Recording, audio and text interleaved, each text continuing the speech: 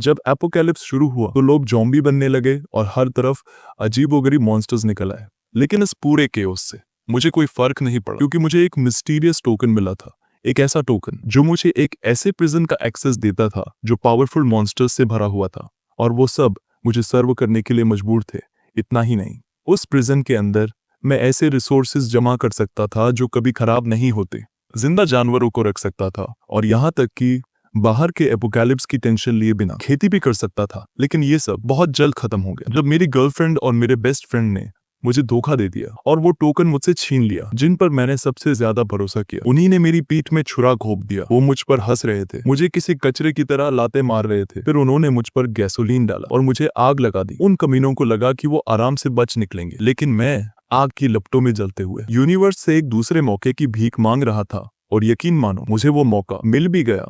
मैं टाइम में वापस आ गया था, ठीक एपोकैलिप्स शुरू होने से पहले। ये देखकर कि दुनिया अभी भी शांत है और आने वाले खतरे से अनजान है, मैंने ठान लिया कि मैं अपनी गलतियों को दोबारा नहीं दोहराऊंगा। मेरा सबसे पहला काम उस टॉक्सिक और अटेंशन सीकिंग गर्लफ्रेंड से ब्रेकअप करना था जिसने मुझे धोखा दिया था। अब आजाद होकर मैं एक नई शुरुआत के लिए तैयार था। उस तरफ रोलेन के घर पर वो गुस्से में अपना फोन फेंक रही थी, क्योंकि मैंने उसका फोन काट कर उसे ब्लॉक कर दिया। उसके बेड पर लेटा हुआ शीजुन कह रहा था कि शायद मुझे उनके सीक्रेट रिलेशनशिप के बारे में पता चल गया है। लेकिन रोलैंड को पूरा यकीन था कि मैं एक नंबर का बेवकूफ हूँ। वो मान रही थी कि मैं बस पागलों की तरह बिहेव कर रहा हूँ और आखिरकार गिड़गिड़ाता हुआ उसी के पास वापस आऊंगा। उसका प्लान था कि जब मैं वापस जाऊंगा तो वो मुझसे वो टोकन मांग लेगी। सीन शिफ्ट हुआ मेरी बहन पर। मेरी आंखों में एक अजीब सा बदलाव देखकर उसने पूछा कि आखिर मुझे हुआ क्या है। मैंने बस इतना पूछा, क्या तुम्हें मुझ पर भरोसा है? और उसने कॉन्फिडेंस से सिर हिला दिया। उसने मुझे याद दिलाया कि कैसे हम दोनों हमेशा एक दूसरे पर ही डिपेंड करते आए हैं। उसने मुझे गले लगा लिया और यकीन दिलाया कि उसका भरोसा अनकंडीशनल है। मैंने उसके सिर पर हाथ फेरा और उसे तुरंत अपना सामान पैक करके मेरे साथ घर वापस चलने को कहा। वो मुस्कुराते हुए बिना कोई सवाल किए। मैंने ठान लिया था कि मैं यून को जिंदा बचाकर रहूंगा। बाद में वो खानदानी टोकन मेरे हाथ में था, देखने में काफी मामूली। सडनली मेरी आंखों में जल रही आग उस टोकन में समा गई और उसने मुझे अपनी गहराइयों में खींच लिया। मैंने खुद को 6 महान नरकों के सामने खड़ा पाया जो खूंखार मॉन्स्टर्स से घिरे हुए थे और चारों तरफ दहशत का माहौल था। मैंने नोटिस किया कि उस स्ट्रक्चर के चारों ओर बिजली कड़क रही थी जो अंदर कैट डीमंस को काबू में रखे हुए थी। पास में एक परछाई देखकर मैंने पूछा, कौन हो तुम? उसने खुद को सुदाजी बताया और मुझे नर्क प्रिजन का वार्डन कहकर बुलाया। सुदाजी ने एक्सप्लेन किया कि हजारों लाखों साल पहले इमोर्टल एम्परर ने 12 इमोर्टल्स को इकट्ठा करके डीमन सप्रेसिंग टावर बनाया था। यही स्ट्रक्चर, ये 6 महान नर्क हैं। सदियों से अनगिनत खूंखार जानवरों और पापी देवताओं को उनके गुनाहों के लिए यहाँ कैद किया गया। वो बोली कि मेरे हाथ में जो टोकन है वो इन दरवाजों की चाबी है। और तब मुझे समझ आया कि वो मुझे वार्डन क्यों बुला रही थी। उसके कहने पर मैं कैदियों को देखने के लिए प्रिजन के अंदर गया। जैसे ही हमने अंदर कदम रखा, जला देने वाली बिजली हमारी तरफ लपकी। सुदाजी चिल्लाई, लेकिन मेरी आंखों की आग ने हम दोनों को बचा लिया। इम्प्रेस होकर उसने मेरा चेहरा छुआ और बोली कि मेरी आंखें नेदर फायर सीड हैं। इसी पावर ने मुझे अंडरवर्ल्ड में मरने के बाद अपनी जिंदगी रीस्टार्ट करने का मौका दिया। जब मैंने पूछा कि क्या अपने आखिरी पलों में मैंने उसी की आवाज सुनी थी, तो उसने बताया कि ग्रेट हेल की गाइड स्पिरिट होने के नाते बेस लेविंस हैज सेंट वो मुझे विलेंस के हाथों मरते हुए नहीं देख सकती थी।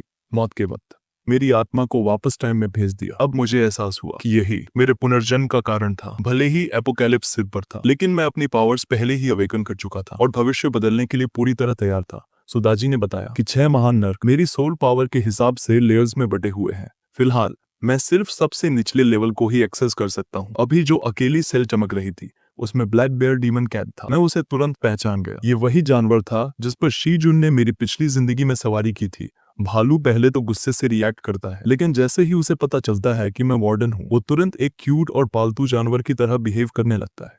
वो मेरी तारीफ करते हुए कहता है कि वो मेरा हजारों सालों से इंतजार कर रहा था। पास ही एक और खतरनाक मॉन्स्टर मेरा मजाक उड़ाता है और कहता है कि उसे एक ऐसे वार्डन में कुछ खास नहीं दिखता जो पूरी तरह से एक टोकन पर निर्भर हो।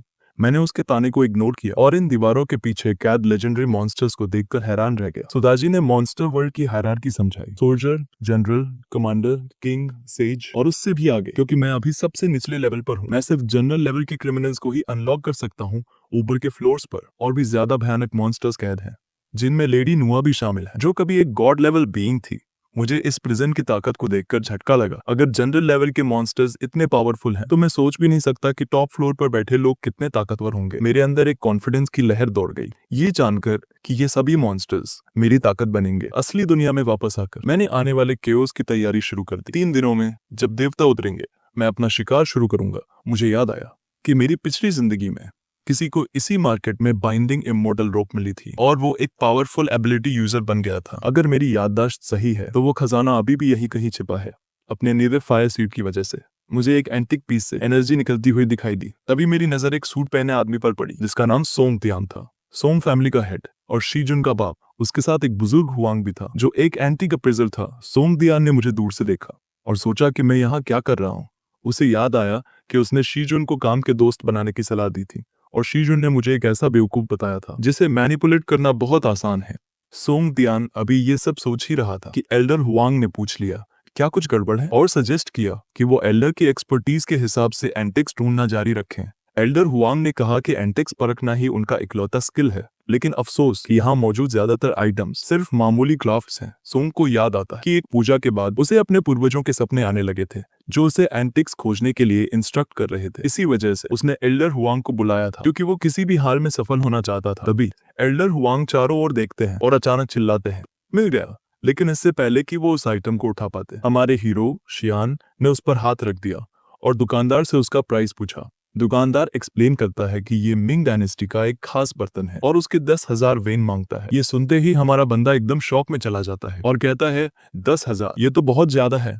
वो उस एंटिक को ध्यान से देखता है। दुकानदार को उस पर बना एक क्रैक दिखाता है 10 थैंक्स के इजिन के तेज के लिए और बताता है कि कैसे वो एक टूटी हुई रस्सी से बंधा हुआ है। शियान दावा करता है कि ये बस एक नॉर्मल क्राफ्ट है जिसकी कीमत मुश्किल से 100 युआन होगी। दुकानदार ये सुनकर आग बबूला हो जाता है। वो एंटिक वापस छीन लेता है और हमारे हीरो को उसका टाइम वेस्ट करने के लिए वहां से जाने को कहता है। एल्डर हुआंग दुकानदार से पूछता है कि क्या वो एक नजर देख सकता है और वो और सोंग दोनों उस बर्तन को इंस्पेक्ट करने लगते हैं। इसी बीच क्योंकि जो उसे असल में चाहिए था वो उसे मिल चुका था, वो मन ही मन सोचता है कि कोई सोच भी नहीं सकता कि वो छोटी सी रस्सी असल में एक जादुई खजाना है, द बाइंडिंग इमोर्टल रोप। हमारा हीरो उस रस्सी को अपनी जेब में डाल लेता है और उसे याद आता है कि कैसे उसकी पिछली जिंदगी में सोम फैमिली ने उसकी बहन को पकड़ लिया था। उन्होंने सिर्फ उसका टोकन ही नहीं छीना बल्कि उसकी बहन को एक खूनी बलि के तौर पर इस्तेमाल किया था। वो ठान लेता है कि इस बार वो उन्हें जिंदा नहीं छोड़ेगा।